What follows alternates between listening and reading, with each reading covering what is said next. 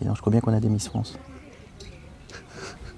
Ce que j'aime bien, c'est que vu que c'est enregistré, je vais pouvoir le remettre en making of, tu vois.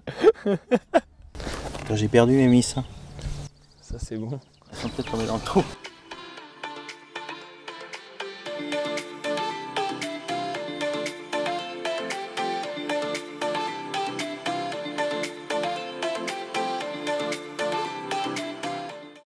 Donc les amis, comme je vous l'ai dit, je me retrouve aujourd'hui avec André Crouzille. Donc l'idée c'est que tu présentes ton parcours André et que tu présentes ton entreprise assez rapidement avant d'aborder le thème que vous avez pu voir en titre de vidéo. D'accord, bonjour David. Alors mon entreprise c'est simple, je suis rentré dans l'entreprise complètement par hasard. J'ai fait des études de droit, je me destinais à une carrière de magistrature. Et puis donc en 85, j'ai posé la question de savoir, étant fils unique, qui allait prendre la suite de l'entreprise. Mon père m'a dit clairement on vendra ça à un groupe. Et donc j'ai choisi de prendre le trajet non plus de la magistrature, mais d'intégrer l'entreprise dans laquelle je travaille aujourd'hui, qui est donc une entreprise qui est fabricante de blocs porte-coupe-feu en bois, avec une vente au niveau national et avec une percée à l'international. D'accord, donc aujourd'hui tu es à la tête de combien d'employés? Alors nous sommes 40 employés, tout confondu, entre les commerciaux salariés, le personnel administratif, le commercial sédentaire et le commercial de production. Nous sommes implantés à Jarnac. Est-ce que pour toi, du coup, André, ça a été un choix d'entreprendre en intégrant l'entreprise, ou est-ce que c'est venu avec le fil du temps et finalement, après être passé par les différents postes de ton entreprise, de l'entreprise de ton père, tu as décidé d'entreprendre? Alors c'était pas du tout au début un choix d'entreprendre. J'avais pas du tout la mentalité d'entrepreneur dans la tête. D'accord. J'étais vraiment dans la mentalité de faire ce que je voulais faire, magistrature, éventuellement avocat, mais pas du tout ce métier-là. J'étais pas du tout dans la mentalité d'entreprendre, donc c'est venu complètement par hasard. Et c'est après, en rentrant dans ce monde de l'entreprise, que je l'ai découvert et que j'en ai pris après la passion. Donc maintenant que tu t'es présenté, c'est parfait, j'aimerais que l'on aborde les bienfaits que cela peut avoir d'intégrer un réseau d'entreprise. Alors les réseaux pour moi c'est quelque chose qui aujourd'hui est indispensable pour un chef d'entreprise quelle que soit sa taille. Le chef d'entreprise ça va de l'artisan qui est tout seul, qui vend son métier, son propre métier, le maçon il vend son métier de maçon, mais après ça va jusqu'au groupe industriel qui vend plus son métier mais qui vend des produits. Je pense que quelle que soit la taille de l'entreprise aujourd'hui, on ne peut pas être isolé. Même si on est une entreprise de la taille de la mienne, de 40 personnes, on est quand même toujours confronté à un univers juridique extrêmement complexe dans tous les niveaux, au niveau droit social, droit normatif, etc. Et il est essentiel de pouvoir s'entourer de l'avis de ces autres chefs d'entreprise qui travaillent sur le territoire. La force justement d'intégrer un réseau, c'est de pouvoir échanger sur ces problématiques. Donc ces problématiques métiers, mais échanger également sur des problématiques juridiques, des problématiques commerciales. Je peux très bien avoir demain une problématique, je perds un client qui représente 40% de mon chiffre d'affaires. Je n'ai pas la moindre idée de savoir comment je vais me débrouiller, même si j'ai un directeur commercial. Ça va me permettre au sein d'un réseau de pouvoir échanger avec les gens de ce réseau-là. J'ai intégré les réseaux très tardivement. J'ai intégré les réseaux, ça ne fait que 4 ans. J'ai d'abord présidé le Conseil des prud'hommes de la Charente et dans le cadre de mes fonctions de président, on m'avait demandé d'intervenir devant un réseau qui s'appelle donc les DCF, les dirigeants commerciaux de France. J'étais intervenu devant l'association d'Angoulême et devant l'association de Cognac. Et il se trouve qu'il y a 3 ans, l'association des DCF Cognac m'a demandé si j'étais intéressé de pouvoir intégrer leur association. Je l'ai donc fait, j'ai découvert effectivement ce que c'était qu'un réseau. La vocation des dirigeants commerciaux de France est de valoriser la fonction commerciale. Ça m'a énormément servi parce que moi qui ne suis pas de formation commerciale, j'ai énormément appris et j'apprends toujours énormément. J'ai après, comme tu le sais David, puisque tu as intégré cette association, j'ai intégré le réseau d'entreprises. Donc les DCF voilà, et donc l'association d'Angoulême que j'ai donc réactivé, donc ça fait 1 an demain. Nous sommes 40 membres. C'est un réseau de 40 membres qui comprend tous les métiers.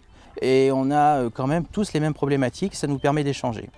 Alors les réseaux aujourd'hui, oui, ça me paraît indispensable parce que déjà pour pouvoir échanger, mais après il faut quand même bien dire qu'aujourd'hui on est dans un monde concurrentiel extrêmement vaste et que les réseaux permettent aussi, même si ce n'est pas le premier but, de pouvoir démultiplier ces contacts. C'est pas le premier but finalement du réseau que tu Alors notamment les dirigeants commerciaux de France, c'est pas le premier but. Il y a certains réseaux pour lesquels c'est le but Absolument. le but direct. Absolument. Alors les dirigeants commerciaux de France, clairement c'est pas le premier but. puisque là c'est vraiment valoriser la fonction commerciale, permettre à nos membres d'augmenter leurs compétences sur la fonction commerciale et la fonction marketing. L'idée c'est plus de jouer sur le développement personnel de chacun. Exactement. En proposant des plénières avec des conférences. Avec des thèmes qui vont être autour de la fonction commerciale et pouvoir monter en compétence sur cette fonction-là, savoir utiliser les outils d'aujourd'hui. Après, rien n'empêche à nos membres, bien évidemment, à partir du moment où ils se connaissent, de faire du business entre eux. Moi, clairement, dans l'association, même quand j'étais à Cognac, il y a des gens qui avaient des métiers qui m'intéressaient par rapport à mes besoins dans mon entreprise et que j'ai fait travailler, que je fais toujours travailler.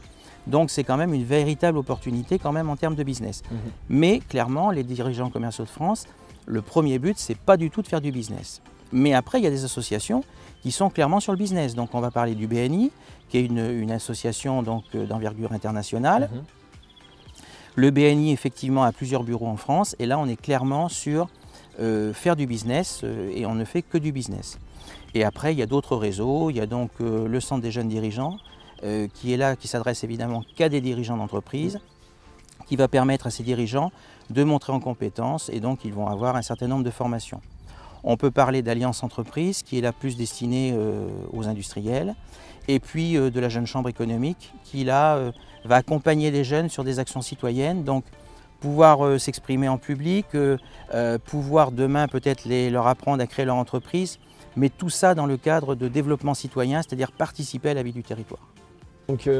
Donc très bien André, mais alors maintenant moi ce que je voudrais savoir, parce que finalement les gens qui nous regardent se posent la question, quelle démarche effectuer et comment justement parvenir à intégrer des réseaux d'entreprises, par quels moyens passer finalement? Est-ce qu'il faut absolument connaître des gens qui y sont déjà? Est-ce qu'on peut y accéder en prenant contact avec eux? D'accord. Comment intégrer ces réseaux? Alors David, je vais te poser la question, comment tu l'as intégré? Comment je l'ai intégré? Moi j'ai intégré le réseau en étant la 500e personne à liker donc la page Facebook du réseau, la DCF Angoulême. Et finalement tu m'as contacté pour qu'on se rencontre car tu as invité une personne à déjeuner, donc le 500e like voilà. était invité à déjeuner. Et donc nous avons discuté, ce réseau m'a convaincu, il m'a plu et je l'ai intégré. Justement parce qu'il est plus basé sur le développement personnel que sur le business. Et moi j'étais pas forcément là-dessus pour l'instant pour mon agence de communication. Voilà. Mais finalement, moi j'ai eu de la chance, je dirais, du coup de l'intégrer de cette manière-là. Comment faire lorsqu'on n'a pas ce contact, ce premier contact en direct avec… Alors je vais te répondre parce que tu dis que tu as eu de la chance, mais je ne sais pas si c'est vraiment que tu as eu de la chance. Parce que ça veut dire que tu étais quand même en veille, c'est-à-dire que tu étais quand même sur les réseaux sociaux, tu étais quand même sur Facebook. Tu as découvert ça, tu as découvert que tu étais le 500e, tu aurais très bien pu dire moi j'ai pas trop envie de répondre à l'invitation de déjeuner parce que ça ne m'intéresse pas. Donc tu n'avais pas de la chance, tu t'es donné la chance. Voilà. Parce que dans ta tête, tu te disais c'est peut-être une opportunité pour moi pour me développer personnellement et puis peut-être pour avoir des occasions de business, etc. Je pense que déjà la vraie chose c'est de savoir si on a envie de faire partie d'un réseau. Si on a envie de faire partie d'un réseau, je pense qu'aujourd'hui avec les supports de communication qui existent, c'est relativement simple déjà de pouvoir les repérer. Donc déjà, grâce à nos interviews, on va pouvoir à peu près connaître les noms. Après, je pense que si chaque département et chaque région a peut-être des spécificités. Des réseaux, des spécificités, et selon aussi les secteurs d'activité qui absolument. sont… Il y a certains réseaux qui ne sont absolument pas présents dans certaines villes, dans certains départements. Voilà. C'est aux personnes, on va dire, d'aller vers les réseaux et de justement chercher à connaître. Alors je pense qu'à partir du moment où alors mettons, par exemple aujourd'hui, on va dire un jeune chef d'entreprise comme toi se dit voilà, j'aimerais bien intégrer un réseau. Alors moi je vais être assez pragmatique, je serai à ta place David, je vais sur Google, je tape réseau, à mon avis ça va me sortir toute la liste des réseaux qui existent. Déjà je vais pouvoir faire une petite recherche, voir un petit peu qu'est-ce que c'est que ces réseaux, qu'est-ce qu'on y fait, qu'est-ce qu'on peut y faire, etc. Peut-être commencer par les suivre sur les réseaux sociaux. Sur les réseaux sociaux. Voir ceux qui sont actifs. Exactement. Pour voir finalement ceux qui correspondent à nos attentes. Exactement, c'est-à-dire sur les réseaux sociaux les suivre. Faire une sorte de veille, on va dire. Exactement, les suivre, voir un petit peu ce qu'ils font. Et puis après, à partir du moment où on voit ce qu'ils font, se débrouiller à se renseigner pour connaître des gens qui y sont et puis les rencontrer, pouvoir aller se présenter et puis après il y a une intégration. Bon, nous comme tu l'as vu David dans les DCF, on ne rentre pas au DCF comme ça. Ça veut dire qu'en gros on manifeste un intérêt, on rencontre le président qui va t'expliquer ce que c'est. Si après le président estime qu'on est en convergence, que ça correspond bien à ce que tu recherches, que nous on estime que tu corresponds bien à un profil qui peut rentrer chez nous, je te mets en relation avec notre commission recrutement Et si la commission recrutement te valide, c'est encore pas fini. Il faut que après, le président va soumettre ta candidature à l'ensemble de ses membres, et s'il n'y a pas de veto, tu es accepté. Donc c'est quand même toute une intégration. Oui, tout à fait. Voilà. Tout à fait. Il faut prouver et montrer sa motivation. Exactement. C'est-à-dire que c'est pas quelque chose d'acquis. Il faut montrer une vraie motivation. Et c'est vraiment du donnant-donnant. C'est-à-dire que l'association, le mouvement, le réseau va vraiment apporter. Et tu dois également être en mesure d'apporter quelque chose au réseau. On n'est pas dans l'idée de faire directement de l'argent grâce à ce réseau. Hein, absolument pas. L'idée, c'est d'abord de pouvoir être... On n'est pas consommateur. C'est une aventure humaine, je dirais peut-être même. C'est exactement ça. C'est-à-dire que les réseaux, c'est vraiment une aventure humaine à la base. On n'est pas dans de la consommation. Voilà, c'est ça. Et c'est par la suite que vient tout un tas de choses et dont de la création d'affaires, finalement. Et je crois qu'il faut voir les réseaux comme une continuité de l'apprentissage dans la vie. Oui, tout à fait. Oui, parce que finalement, en intégrant ces réseaux, on continue à s'éduquer, à se former.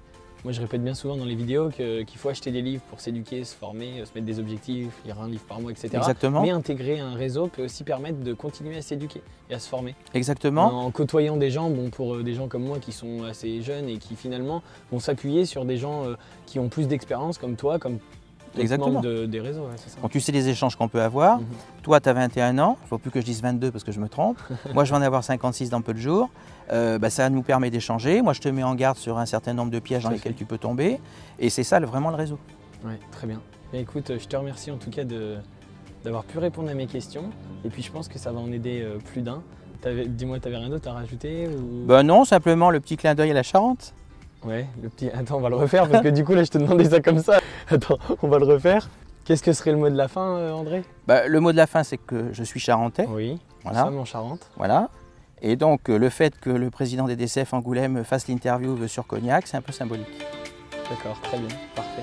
Les amis, cette vidéo est maintenant terminée. Que vous soyez entrepreneur, indépendant ou simplement attiré par le monde de l'entrepreneuriat, n'hésitez pas à liker cette vidéo, à vous abonner pour soutenir la chaîne. À bientôt.